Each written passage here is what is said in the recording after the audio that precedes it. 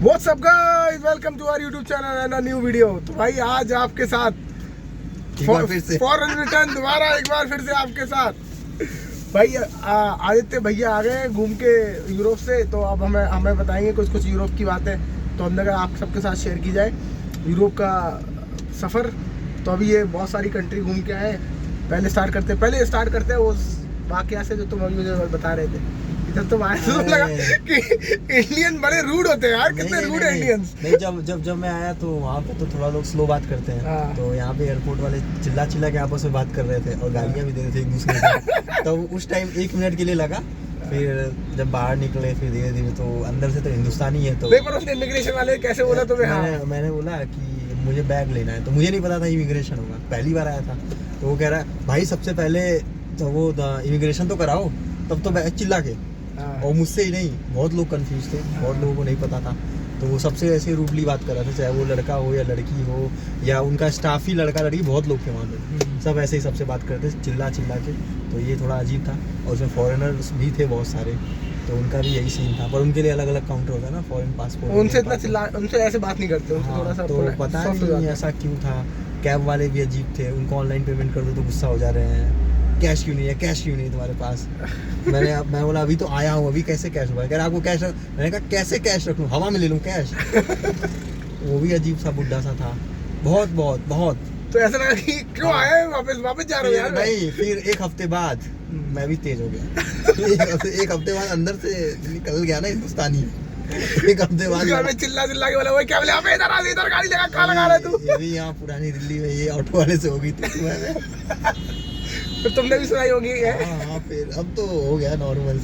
तो यही है तो भाई ऐसे यूरोप से जब आप वापस आते हो इंडिया का मतलब यूरोप का हैंगओवर उतरता है धीरे धीरे। हाँ, वहाँ पे आप जैसे कंफर्ट में रहते हो ना, बहुत कम लोग हैं, चीज़ें बहुत क्लियर हैं, लोग धीरे बात करेंगे। यहाँ रश है, भीड़ है बहुत ज़्यादा।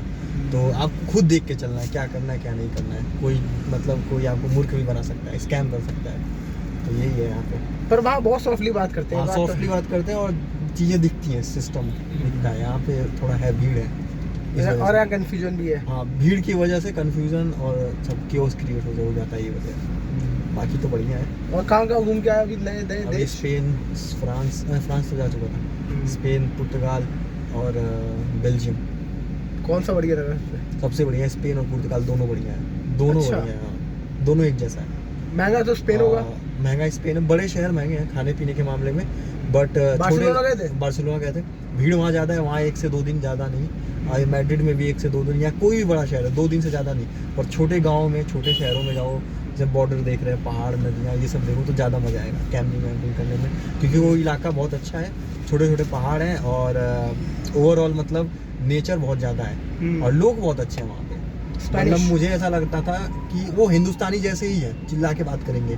उनका खाना बहुत अच्छा है। और वो ऐसे यहाँ एक आदमी स्पाइसी खाते हैं? नहीं, खाना ऐसे होगा, चावल का पुलाव जैसा होगा। अच्छा। सेवइयाँ होंगी खाने में, मीठे में। अच्छा। कुछ बहुत चीज़ें होंगी जो हिंदुस्तानी तरह लगेंगी। और वहाँ इंडियन मसाले अवेलेबल हैं सुपर मार्केट में नॉर्मल।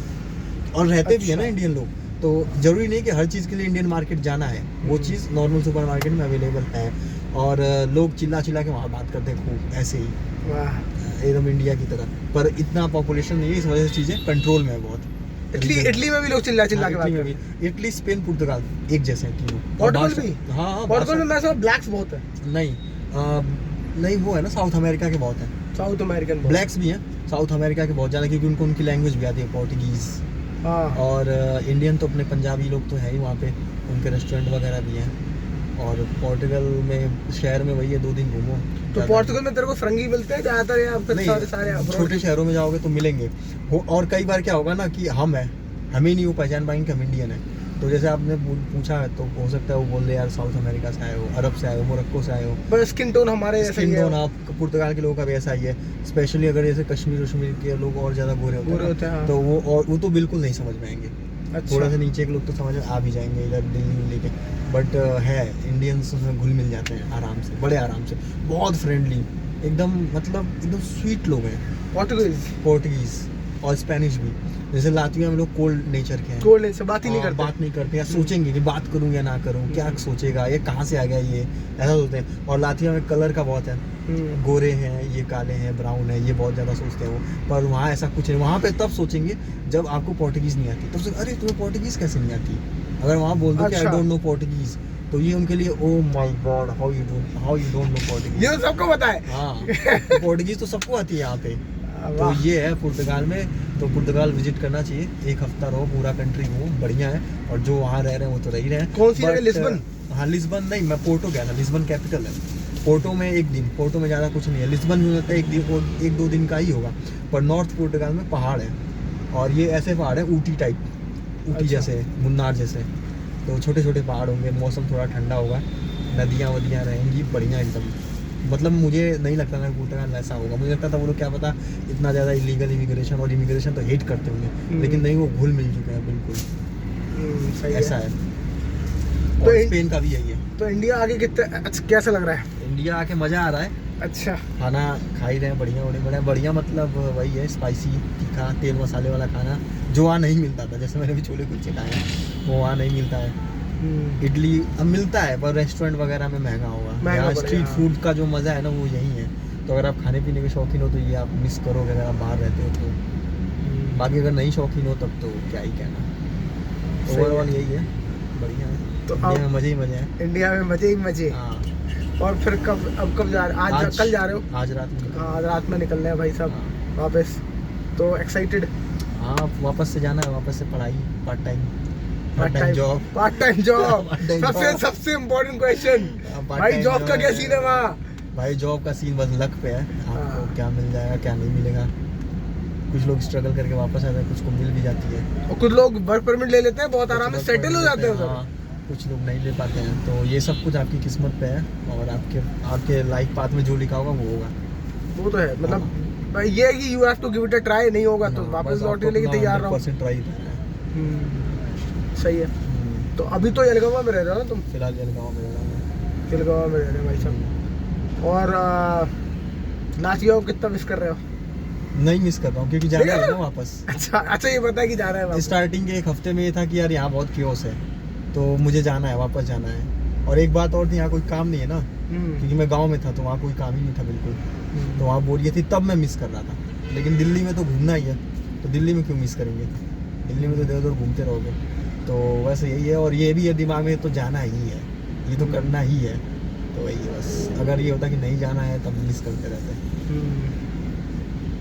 तो लातविया में ये है कि क्या कौन सी चीज़ होगी, मतलब क्यों लोगों को जाना चाहिए? मैं हमेशा कहता हूँ कि गिव इट अ ट्राई, एक बार जरूर जाओ। अगर बाहर जा रहे हो तो पहले तो दूसरे कंट्रीज को चूज करो, चेक रिपब्लिक वगैरह। लास्ट ऑप्शन रखो लातविया को, और आप बैकअप में पैसा रखो, फीस ये सब चीज़ें। पार्ट टाइम आप अपना खर्चा हो सकता है जैसे तैसे निकाल लोगे बड़े आराम से, अगर आपको अच्छी जॉब नहीं मिलती तो। बट फीस के लिए बिल्कुल, मतलब फीस का पैसा रखो आप बैकअप में, मम्मी पापा से बात करके या कैसे भी करके फीस आप घर से ही रखो। अगर बैचलर के हो तो एकदम मस्ट। मास्टर्स वाले फिर भी थोड़ा बहुत जुगाड़ कर लेते हैं, क्योंकि ज़्यादा काम कर लेते हैं। और बैचलर वालों की हालत ख़राब हो जाती है। तो आप अपना खर्चा निकाल लोगे मैंडी वगैरह, क्योंकि अभी देखो जॉब की बहुत शॉर्टेज है वहाँ। इतनी जॉब नहीं है जितने ज़्यादा लोग आ चुके हैं। 10,000 तो इंडियन लोग हैं, और बाकी तो हम गए थे तब 3,000 कह रहे थे लोग। 3,000 से 4,000 के बीच में थे, और 6,000 लोग बहुत भर गए 2 साल में। 8,000 आया था डेटा, और अभी और आए हैं सितंबर में, तो राउंड फिगर 10,000 के आसपास होगा ये डेटा। तो आप सोच लो 10,000 इंडियन है वहाँ पे। और दूसरे एथनिसिटी भी है, टर्किश है, उज़्बेकी हैं, यूक्रेनियन है काफ़ी सारे।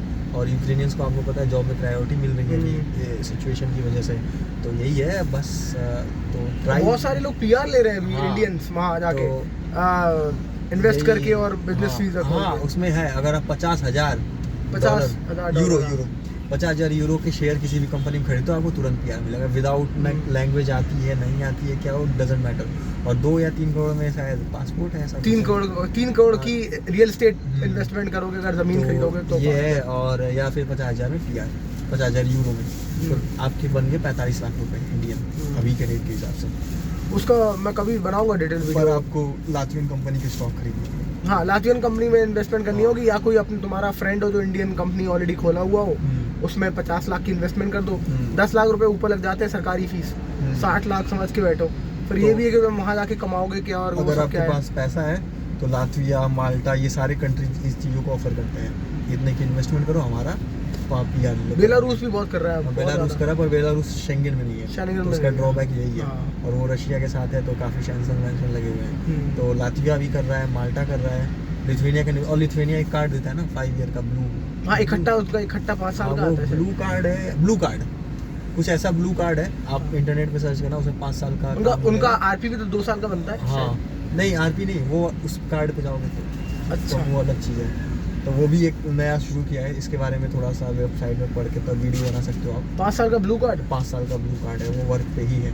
उसमें ज़्यादातर एनालिस्ट वगैरह की जॉब्स हैं, काफ़ी सारे लोग लिथुआनिया में काम करते हैं। अब तो शायद HCL, हिंदुस्तान कंप्यूटर लिमिटेड भी आने वाली है लिथुआनिया के अंदर, और TCS भी आने वाली है।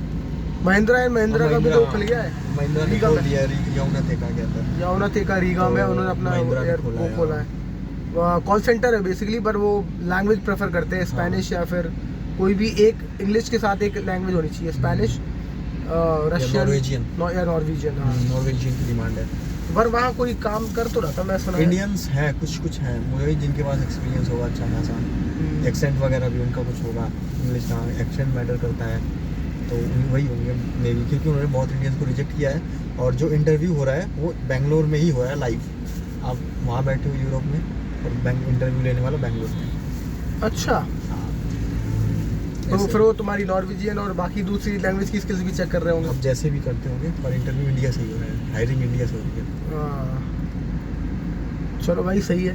तो ये था भाई व्लॉग, ये सारी कहानी है। हमने करी शॉपिंग, और हमने करी शॉपिंग, हमने खरीदा श्री लेदर से एक बेल्ट, और इन्होंने करी टोपी, इन्हें खरीदी टोपी, और क्या खरीदा? क्या? बस टोपी, एक चश्मा। तो भाई कैप हमने खरीदी कितने की? 250 रुपए की 2। तो ये लातविया में नहीं मिल सकता था। वहाँ पे मिलेगी ना एकदम बेकार, मतलब नकली टोपी, नॉर्मल सी जो यहाँ 150-200 की, वो 7 यूरो 8 यूरो की मिलेगी, 7-8 यूरो की। तो ये टोटल हमें दो टोपी पड़ गई 2 चश्मा 10 का 15 का मिलेगा। ठीक है, यहाँ पे पड़ गया कितने में? 150 रुपए लिया, 160 रुपए में चश्मा ले लिया। तो ये एक फ़ायदा है इंडिया में, अगर आप चश्मे के शौकीन हो तो यहीं से ये सब ले सकते हो। रिकमेंड करेंगे पालिका बाजार दिल्ली क्योंकि वहीं से लेके आ रहे हैं, और वहाँ पे जितना कम बोल सकते बोल दो। ये तो इसके लिए भी नया था अभी। तो किसी एक्सपीरियंस बंदे के साथ आओ। हाँ, क्योंकि मेरे साथ गया तो उसने बोला 900 और मैंने कहा 150। तो ये भी हैरान हो गया कि यार ये कुछ भी बोल रहे, पर उसने 150 का दिया। फिर हम आगे बढ़े तो फिर वो पीछे भाग के आया कि अच्छा आ जाओ 160 कर दो, 160 कर दो। वो अपना पेटीएम खोलेगा, और आप बोल रहे हैं 250, आप अपना करो, जो आपके दिमाग में चल रहा है वही पे करना है, वही पे करना है बस। और डरना नहीं है, क्योंकि कई बार वो अग्रेसिव भी हो जाते हैं, पर आपको डर नहीं, आपको इजी टेक इट इजी करना है, तो हो जाता है सारी चीज़। चलो, that's it for this vlog. I hope you like the vlog. If yes, like share and subscribe. और ये आज रात में निकल जाएंगे हिंदुस्तान से बाहर वापस लातविया, तो आप इनको फॉलो कर सकते हो ऑलरेडी इंस्टाग्राम पे, सब जगह। And maybe we will catch up in another video. That's it for this vlog. Bye bye.